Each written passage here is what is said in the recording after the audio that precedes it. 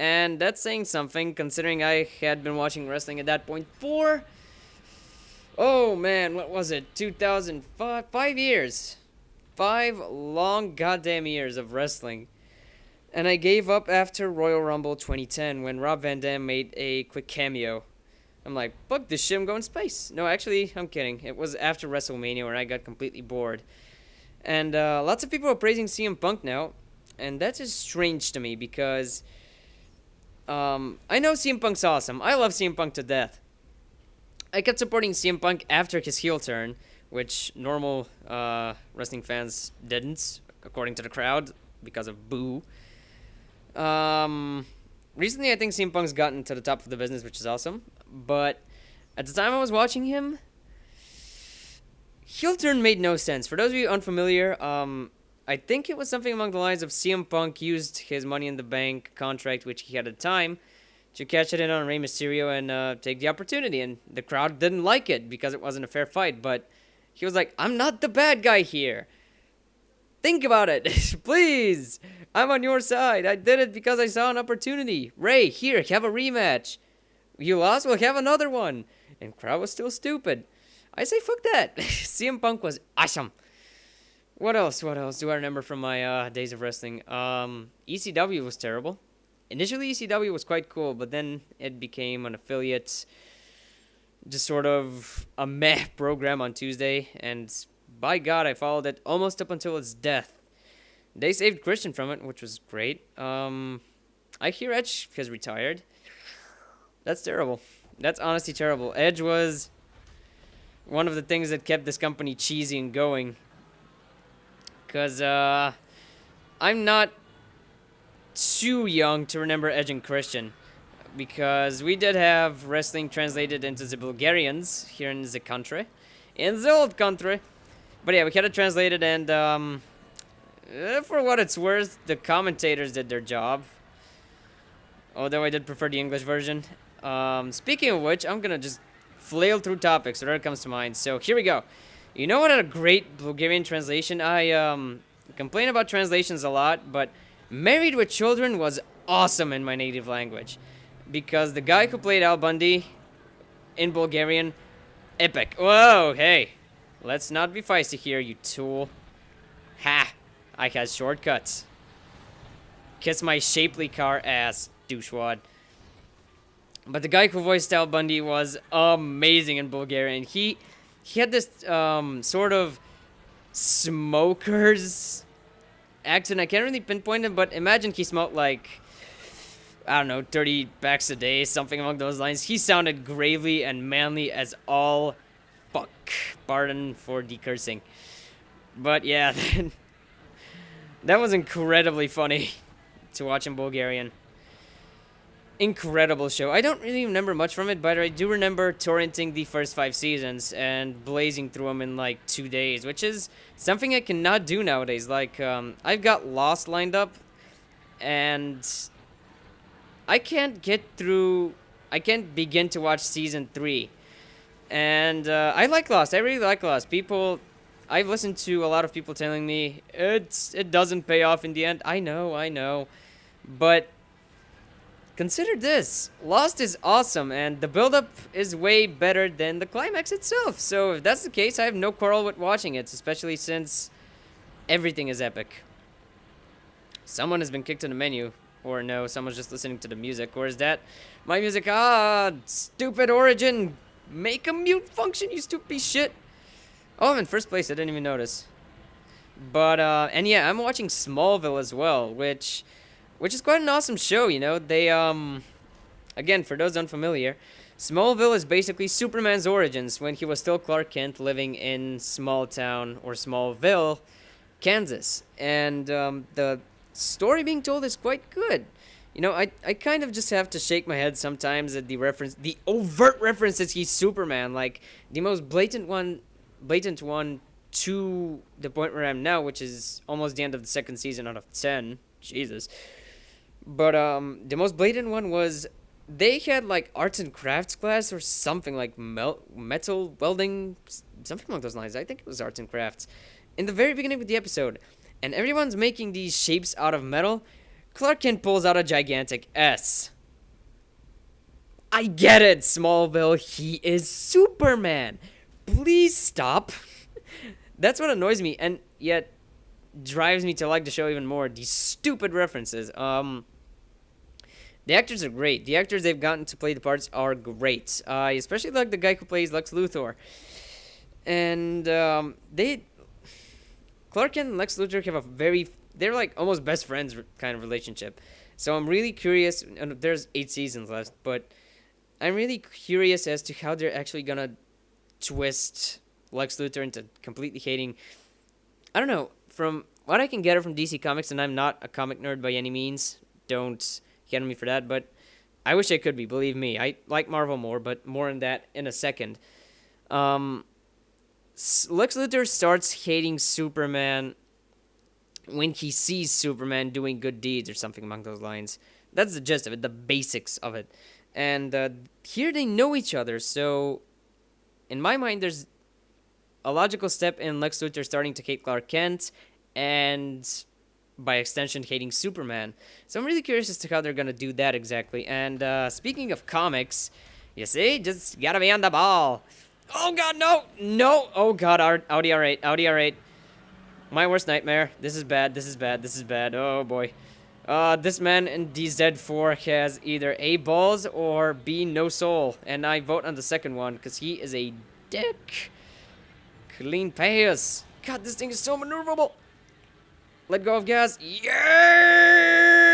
Oh god. What is going on? For the sake of America. Jesus, people. Why do I even have a spare tire? Dump that shit. Make it even lighter. It's gonna fucking fly through the air. Nope. I know you're ow! Ow, ow, ow. Yeah. This is just degraded into sounds. God, what was I talking about? Comics. I really, really want to get into Marvel Comics. And, I would say recommend something to me, because I know most of you guys are from the UK and the US where comics are alive. Well, almost alive and kicking. I wouldn't say on their last legs, because Marvel and DC have both built themselves a second leg as gigantic movie studios, and for what it's worth, they are doing quite an admirable job of it. See, he can overtake me. Quite, well, he almost killed me, but that's besides the point. It was almost civil, let's call it that. Ah, well, he was a dick.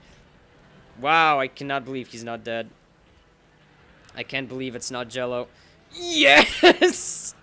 Oh, that's a once-in-a-lifetime fucking blissful wave of luck. That should not have happened. That should totally not have happened. Oh, this is way... Oh, God, this is way too drift happy. I love this car, man.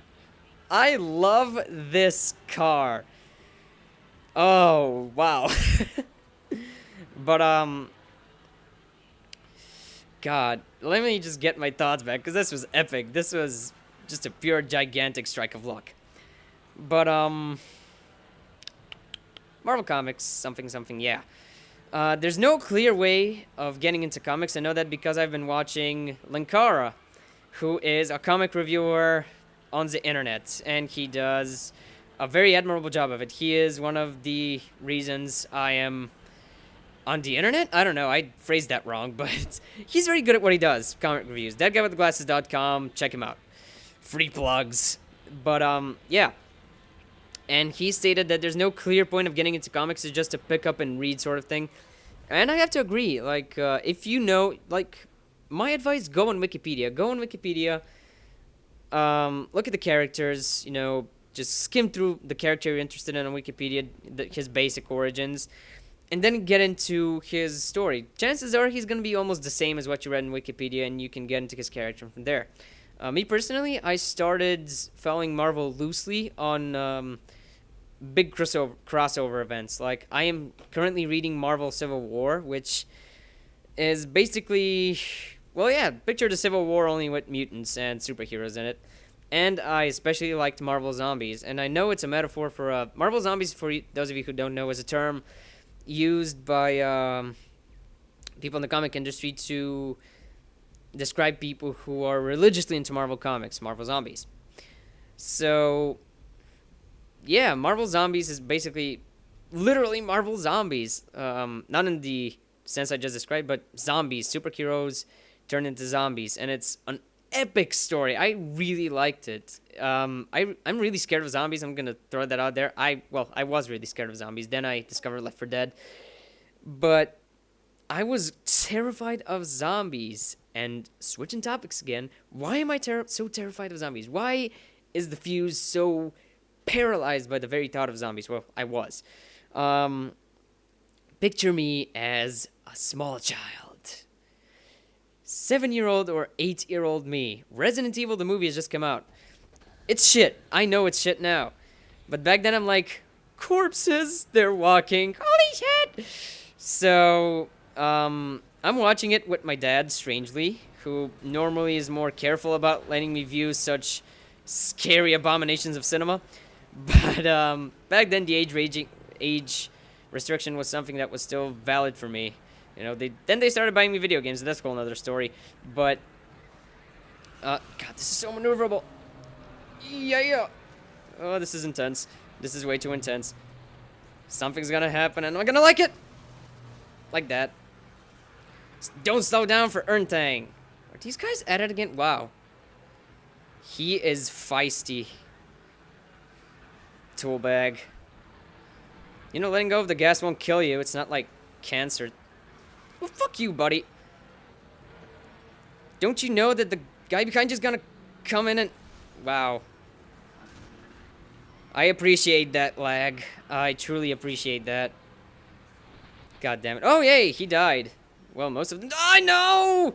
I do not want to take a dip. I just took a shower. Why do you have to be such assholes, people? Yeah! No! Ow. I can't really focus on Marvel right now. I'm gonna focus on beating the shit out of some Japanese imports. Canyon races for the win! Yeah! Oh god, it's swerving. Oh god, someone died. I'm just gonna make seal sounds. Or was that Chewbacca? Sort of a cross, really.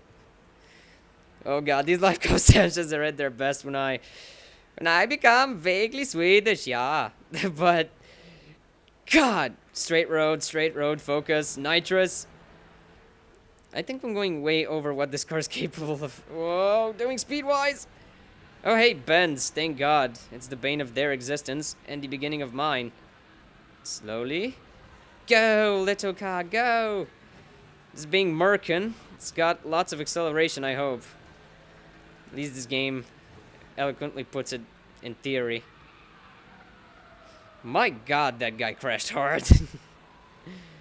Oh, road hazards. That's the thing I don't get. What, do the drivers in the cars just get paralyzed with fear? Or they straight up jump out of the cars? Hell, that's what I would do if maniacs and really expensive cars came flying by. Yes! Yeah! Justice! Hey, second place, not bad. That is not bad. But, gods. Marvel Comics. Whew, boy. I am so out of it right now. Marvel Comics. Got 25 minutes, and this is probably gonna be one episode. Nah, I'm gonna break it down to pieces. But, yeah, Marvel Zombies is quite awesome. I would recommend you guys checking it out. Buying it. There is digital distribution, viable means in your country, and it's dirt cheap. Check out Marvel Zombies. It's quite awesome. I'm gonna try and describe it in a very contrived manner, which I think I've done before, but fuck it. So, Marvel Zombies takes place in an alternate Earth to Earth 616, which is the main Marvel Universe Earth. And one day, there's a flash in the sky, and a pod comes down. In that pod is a zombified version of Marvel's equivalent to Superman called the Sentinel, who is basically indestructible. He's a zombie, and that universe's Avengers go and investigate it. And from here, several story arcs break through. There's actually one where Ash from Evil Dead, for some reason, comes in. And, yeah, that's pretty cool. I think Howard the Duck bites... Nah, fuck it. I'm getting way ahead of myself. But God, bonus reward 250, really? Fucky.